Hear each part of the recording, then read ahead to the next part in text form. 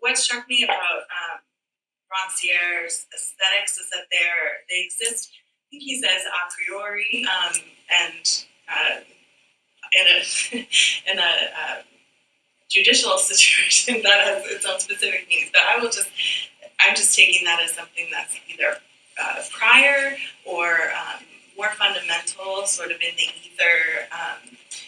That's aesthetics. It predicates the polis. But aesthetics, nonetheless, constitutes and continues to shape politics, even once a polis is instantiated or organized. And I perhaps want to ask you all if you think scriptures are aesthetics.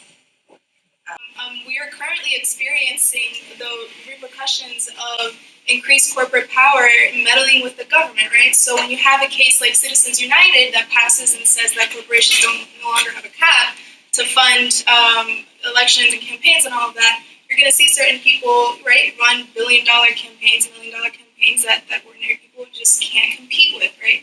And so I was a student of John Powell at Berkeley. I don't know if any of you know him. And he talks about this idea of the circle of human concern, right? The idea being that the people that are within this circle are the people that are cared for, loved in society, period, by the government and interpersonally, right? And what we've seen throughout the years is different people being pushed out of that circle, Muslims, LGBTQ folks, undocumented folks, Latinos, etc. And what we've seen is a shifting of corporations being put in the center, right? So profits over people. And scripture is an aesthetic externalization.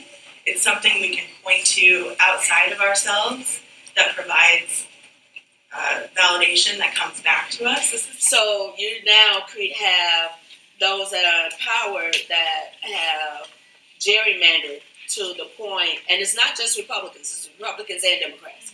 So you have those that have created these maps that are the equivalent of a 2-year-old and a crayon in their first attempt at drawing. Because you literally say this room, I will pull out you two, no, I'll grab you, I'll leave you out. I'll swoop back around, I'm going to leave you out. I'm going to leave you out because you're a female. And you create this. But then you also have Democratic seats that were created that are all white. They took all the minorities out of their Democratic districts. So it really becomes that question that people keep asking, have we elected our representatives or have our representatives selected us? Right? Violence is becoming the rule of the day. We're accepting death threats against professionals. We're accepting white supremacists with AR-15s marching the streets, and we're protecting them. We laugh at what Trump's doing in the White House, but come on, Trump is empowering and offering a discourse and political platform to the KKK, neo-Nazis, and fascists. And we have not caught up in our thinking yet.